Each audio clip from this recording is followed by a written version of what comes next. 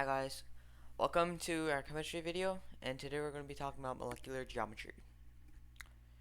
So before we get to that, let's talk about, we're going to need to know some basic terms. So first, what's a pair? So a pair is an electron pair, and electrons usually are found in pairs or form pairs with other atoms, which we'll see in later examples.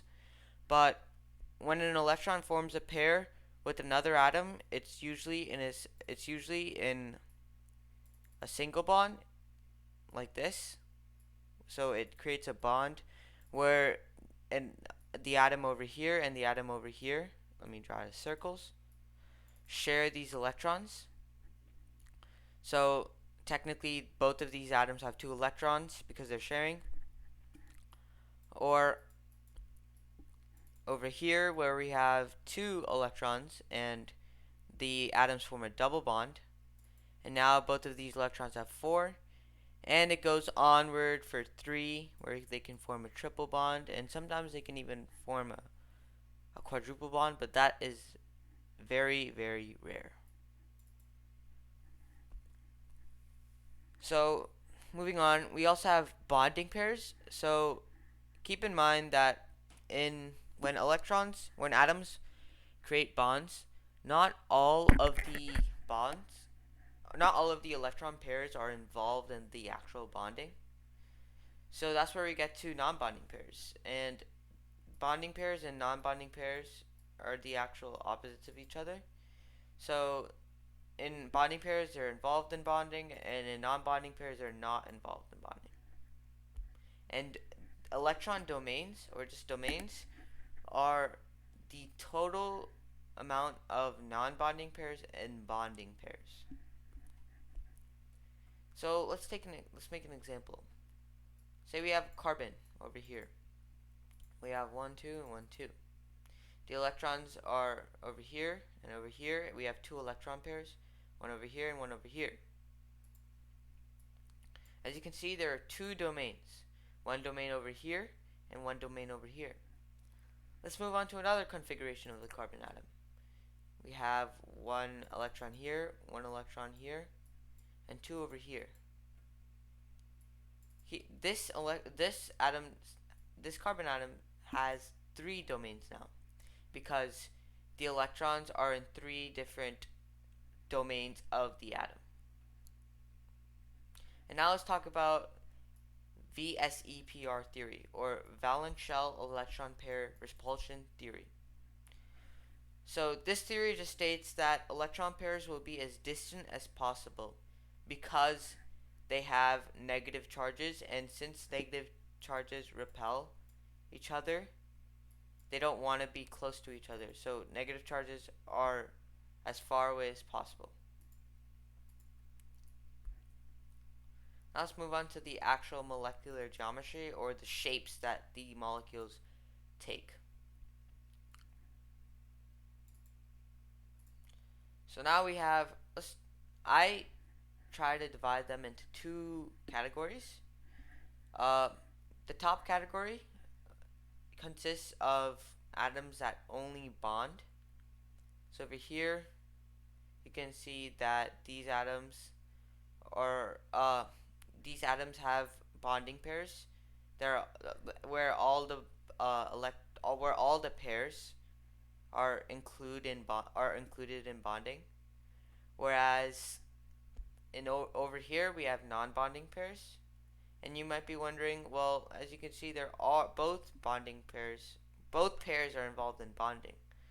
But actually, the reason why the molecules take this shape is because there are non-bonding pairs over here and over here. And we also have a non-bonding pair for Trigonal Pyramidal right above this atom right here. And before talking about the actual shapes, we have the central atom, which is always in the middle, and we have terminal atoms. I'm just going to draw a T to signify that they're terminal atoms. And there is always one central atom, and there are So there are always multiple or one to other. There are always one or other terminal atoms. So let's talk about linear right now.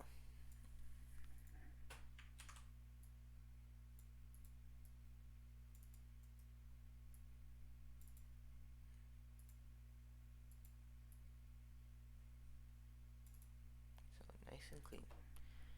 So linear has two domains. Let's make an atom right here. The linear atom or the linear central atom has two domains. One is this domain and the other is this domain. And because it has two domains and it's a molecular shape where both domains are involved, we're going to have an atom over here and an atom over here that creates a bond with this domain. So since we have these two domains, when the terminal atoms create bonds to the central atom, they're going to form the bonds with these two domains. So let me just create this bond actually. So that's one bond, this is another bond. And again, these bonds can either be single bonds like this, double bonds, or triple bonds. And I'm gonna choose an example where these electrons would be creating a double bond, just out of simplicity. And we've seen this molecule many times, and this molecule is CO2. So basically we have the carbon atom over here. This carbon atom has two domains, one over here and one over here. And since it has two domains, it's gonna have to have two bonding pairs because both electron pairs are involved in bonding in a linear shape. So since carbon has 4 valence electrons, there's going to be 2 over here and 2 over here. And once oxygen forms its bonds, so this is the terminal atom, it's going to be forming a double bond because oxygen has 6 valence electrons, 2 over here, 2 over here, and there's also 2 over here. So once these electrons pair, they create a bonding pair, or they just create a bond, and these are the two bonding pairs, one over here and one over here. And the same thing for the other terminal atom, because since they're two oxygens, they're going to react the same way. Therefore, we're going to have the same thing over here.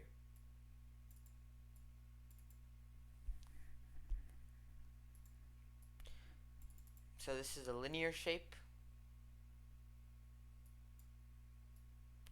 Now let's move on to Trigonal Planar.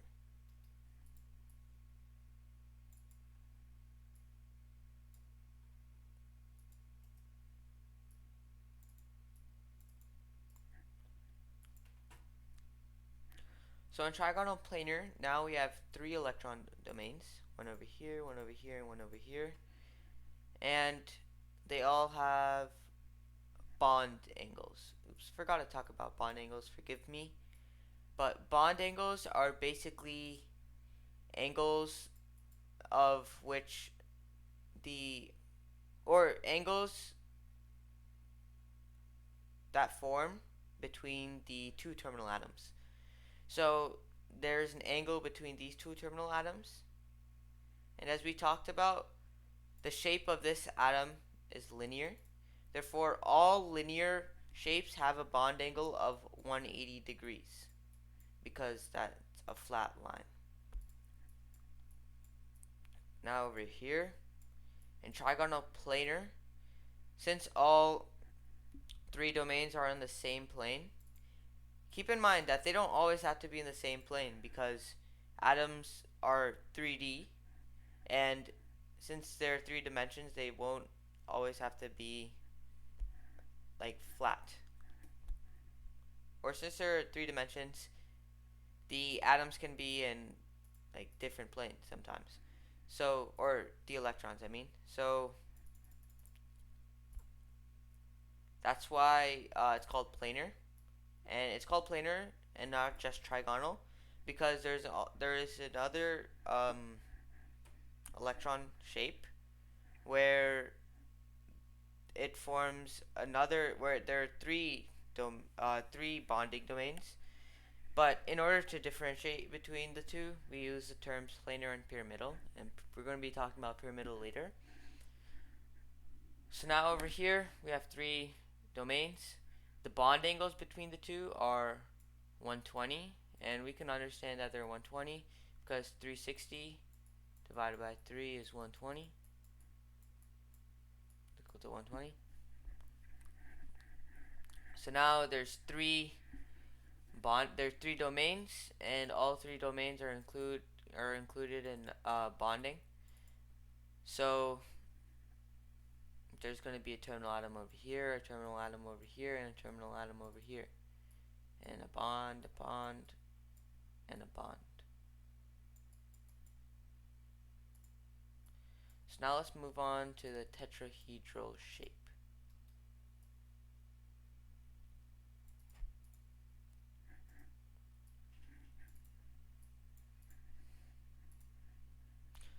So the tetrahedral shape has an exception to the bond angle. So the bond angles of the tetrahedral shape are 109.5. And keep in mind that the bond angles for each uh, shape remain constant almost all the time, except for bent and pyramidal, which we'll discuss later. But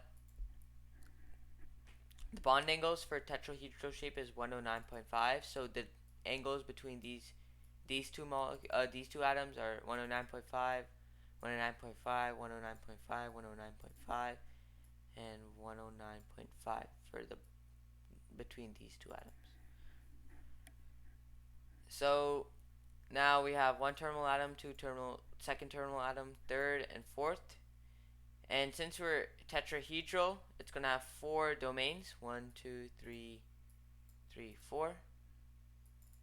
And all four domains are going to be included in bonding. So let's find an example. One common example is methane, which the chemical formula of CH4. So methane has 4 hydrogens and 1 carbon, and the carbon is the central atom, and the hydrogen is the terminal atom. So we have hydrogen over here, hydrogen over here, hydrogen over here, and another hydrogen over here. If we draw the electrons, we're going to have one electron over here, one over here, one over here, and one over here. And each hydrogen also has another electron. And since covalent bonds are about sharing, we have 2 electrons over here, so both this electron and this electron form an electron pair, and same thing goes for every other domain. So now we have 2, 2, 2, 2, and now each atom has an octet. So since hydrogen has 2 spaces in its octet, it has a full octet, and carbon has 8, so we have 2 plus 2 plus 2 plus 2. 2 plus 2 plus 2 plus 2 is 8, and we have a full octet for carbon as well.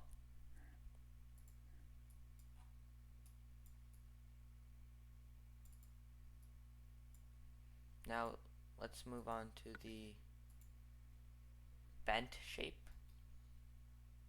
So now let's talk about the non-bonding shapes. Keep in mind that not all domains are non-bonding,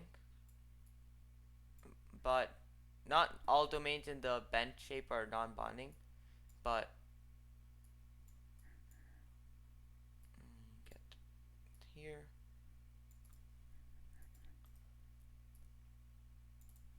So as discussed before, not all domains are non-bonding pairs, because we actually have 2 bonding pairs, because obviously since these molecules are bonding with each other, there has to be a domain or two that bond with one another. So we have our two bonding pairs. So overall we have 4 domains. Of the 4 domains, we have 2 bonding and 2 non-bonding. We can see these 2 bondings over here, but we also have 2 non-bondings, which are not shown in this diagram, and oftentimes they're omitted in different diagrams because they don't form bonds. But keep in mind that the other 2 non-bonding pairs are over here. The bond angle of a bend shape is usually 104.5, but sometimes there are exceptions. So we usually, when we talk about bond angles for bent shape, they're usually between 90 and 101, 110, I believe. So where x is the bonding value of the bond angle, it's in this range. So since we have 2 non-bonding pairs, we don't really care about them, but they actually do affect the molecular shape, because the structural formula or the molecular shape, because of VSEPR theory. These electron pairs want to stay as far away as possible. Therefore, that's why it's bent, because with the addition of these 2 non-bonding pairs, it's not going to be linear, because we have these 2 non-bonding pairs. It would be like this. Therefore, to compensate with the addition of these 2 non-bonding pairs, both of these bonding pairs are going to move downwards. So it's going to be like an X with a central atom in the middle. So let's talk about an example of this. So we have water, H2O, has 1 oxygen and 2 hydrogens. So this is a common example of the bend shape, because oxygen has 3 domains, or actually 4 domains.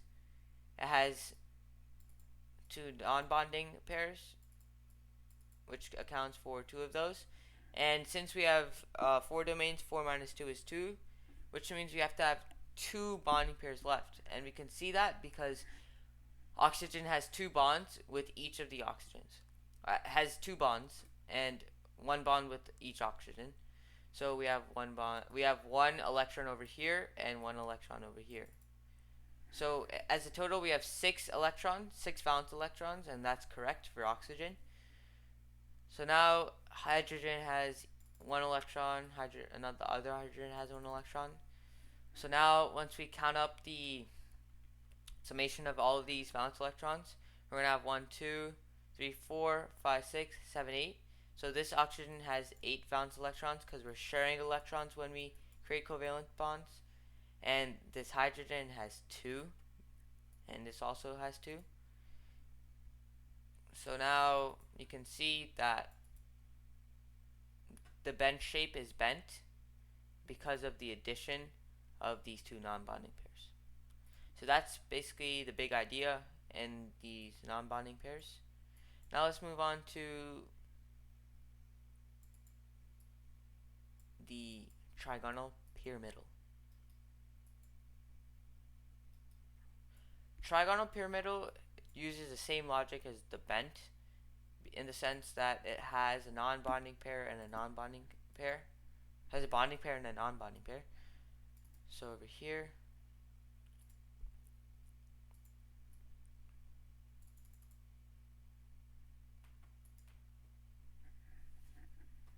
we have 3 bonding pairs, and in Trigonal Pyramidal, there's always 1 non-bonding pair. So this non-bonding pair is at the top of this central atom. So it's going to be like this. It's going to be similar to the tetrahedral shape, except instead of the instead of another atom, it's going to be a pair of electrons. It's going to be like this, and this is going to be a pair of electrons. And we have 4 domains. 3 are bonding, 1 is non-bonding. And keep in mind that it's all going to be, the domains are going to be the same. Like, we're now, say we have Trigonal Pyramidal. There's never going to be 2 bonding domains and 2 non-bonding, because if it were that, then it would be bent. So it's always going to remain constant, the domains and what type they are. So that's how we can memorize these. And that's basically it. Let's come up with an example now. So NH3, or ammonia, has 3 hydrogen, 1 nitrogen. The 1 nitrogen is the central atom, and it's creating 3 bonds with the hydrogen atoms, I should say. And nitrogen actually has 5 valence electrons. And since hydrogen only takes 1 valence electron to form a full octet, we're gonna have a remaining non-bonding pair at the top. So we have 1, 2, 3, 4, 5, and hydrogen also has 1, 1, 2, 3. So hydrogen has 2, which means it has a full octet, and we have 1, 2, 3, 4, 5, 6, 7, and 8. Forgot to count this, my bad. So you have 8 valence electrons for nitrogen now. So this forms a full octet for nitrogen. And if we draw the 3D model, it's going to be the same as the trigonal pyramidal. It's going to have the 3 hydrogens over here. This is the nitrogen. So 1 hydrogen, 2 hydrogen, 3 hydrogen. And then it's going to have the pair of non-bonding pair of electrons at the top. So it's going to be over here. And that's it. So we learned the 5 basic shapes of we've learned the 5 basic shapes, and keep in mind that there are other shapes such as trigonal bipyramidal and many more, but these are the 3 basic shapes, and if you're currently taking the chemistry course, you are going to find these shapes most often. So thank you for watching this video, and if you enjoyed, please like this video, and for more content, subscribe. Thank you for watching this video, and we'll see you in the next video. The next video we'll be talking about polar covalent bonds, and polar covalent bonds actually have to do a lot with these non-bonding shapes. So we'll see you guys later. Thank you.